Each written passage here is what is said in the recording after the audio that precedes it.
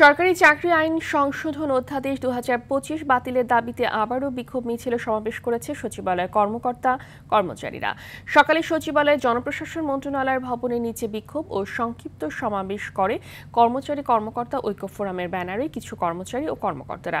এ সময় পরিষদের নেতারা বলেন, যতক্ষণ না পর্যন্ত বিধিমালা সংশোধন না হবে শান্তিপূর্ণ কর্মসূচি চালিয়ে যাবেন তারা। এদিকে চলমান আন্দোলন নিয়ে সাংবাদিকদের প্রশ্নে আইন উপদেষ্টা বলেন, সরকারি কর্মচারী আইন পুনর্বিবেচনার সুযোগ রয়েছে। এই সংক্রান্ত একটি সভা করে উপদেষ্টা পরিষদে পাঠানো হবে। ধৈর্য ধরে কর্মসূচি দেওয়ার আহ্বান করেন আইন উপদেষ্টা।